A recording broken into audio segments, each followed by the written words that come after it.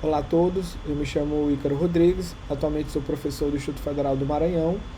Hoje vou apresentar um trabalho publicado recentemente na Physical Review Letters, onde nós estudamos o movimento trêmulo de êxitons de Moiré em heterobicamadas, né, de dois diferentes de calcogenitos metais de transição, onde uma camada está levemente rotacionada em relação à outra. Esse trabalho foi liderado pelo professor André Chaves, com a colaboração de outros 4 pesquisadores, 3 deles da Universidade de Antuérpia, na Bélgica.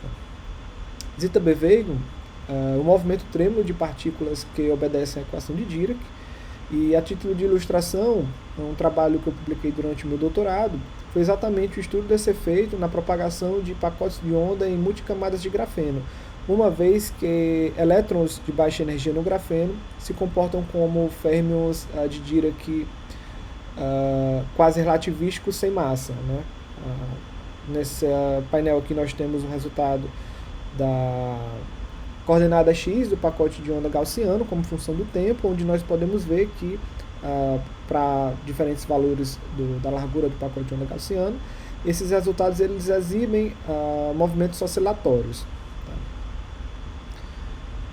Porém, nesse recente trabalho, nós consideramos uma heterobicamada, né? Ou seja, uma camada de MOS2 e outra camada de WSE2, né?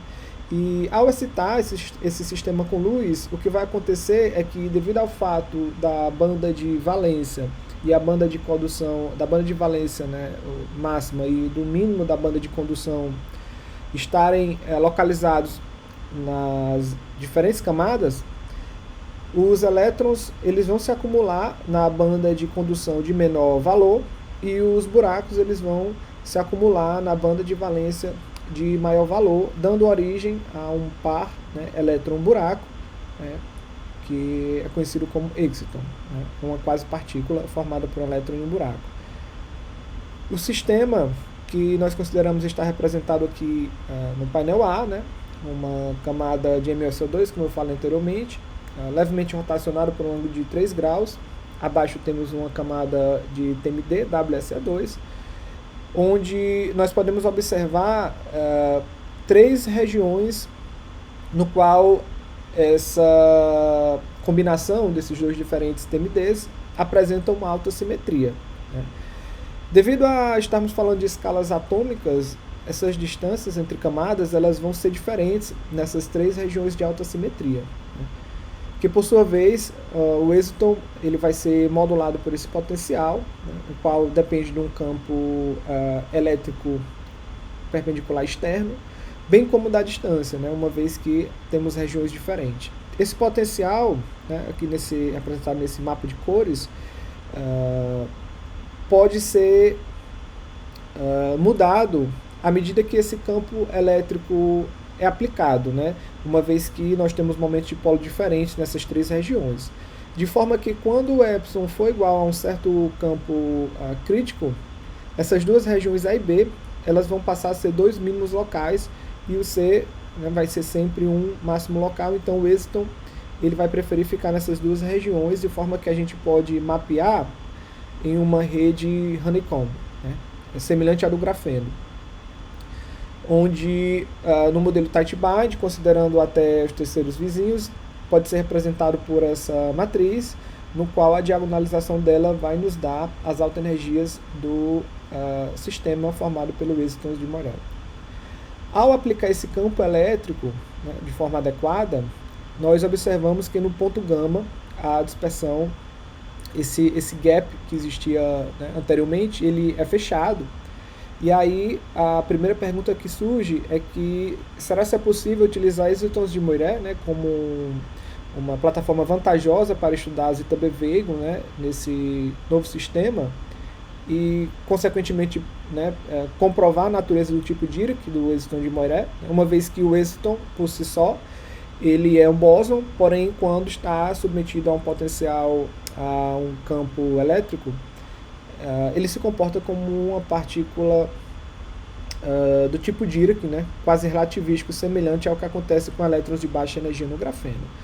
Nós utilizamos um modelo chamado de split operator, né, o mesmo utilizado naquele trabalho que eu apresentei inicialmente para o grafeno, né, onde a função de onda propagada ela é uma função de onda inicial, uma função de onda gaussiana, né? Centrada na origem, e esse operador, a evolução temporal, atua nessa função de onda inicial, né? Então a gente consegue obter essa função de onda propagada dessa forma mais objetiva, digamos assim, né? Nessa função de onda inicial, nessa gaussiana, C1 representa a probabilidade, né, de encontrar um êxito de Moré na subrede A e C2 um êxito de Moré na subrede B, onde é possível controlar, utilizando luz polarizada, essas situações.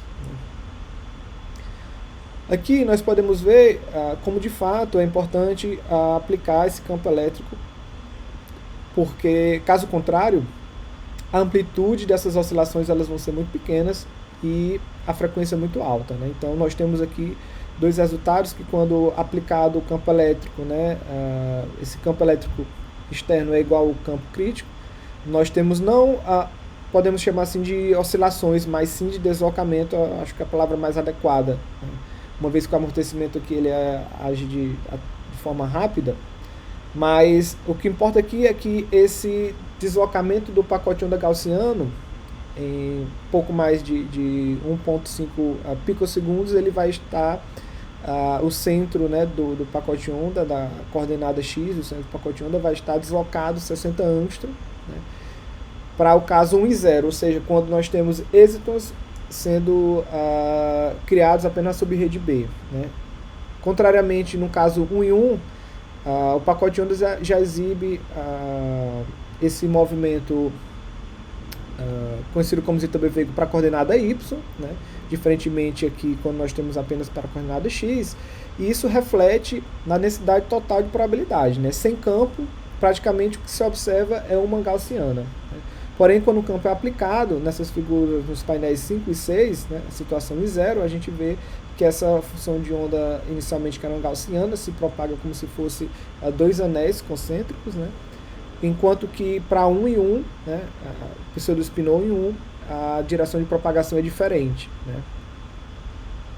E aí, com isso, né, dados esses resultados, a gente demonstrou, né, que com escalas de tempo relevantes, no alcance das técnicas experimentais disponíveis, né, a gente espera instigar pela primeira vez a detecção experimental desse fenômeno trêmulo, né, em pacote de onda gaussiano, o que abre, né, as portas para novos estudos que possam comprovar o caráter do fermo de Dirac, do êxito de Moiré, e a observação direta desse fenômeno trêmulo, né.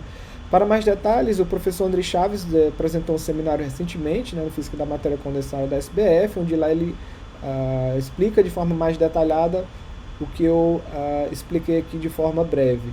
Tá? Eu gostaria de agradecer à SBF pela oportunidade e a todos os outros órgãos de financiamento e apoio à realização dessa pesquisa. Muito obrigado.